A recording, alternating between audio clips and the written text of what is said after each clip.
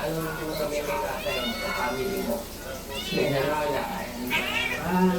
Ay, happy Sunday. Happy Sunday po sa Happy Sunday po. Dito.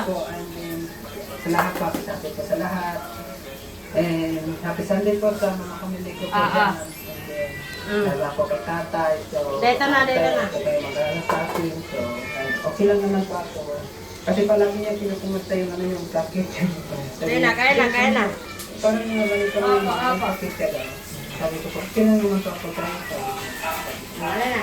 Okay lang naman ako tayo. Wala naman po akong problema. So, nag-aaral ako ng mabuti dito. So, pwede ka naman tumawag sa akin. Like sa Sabado, Linggo, pwede ka naman sa tumawag sa akin. Especially po sa mga kapatid ko.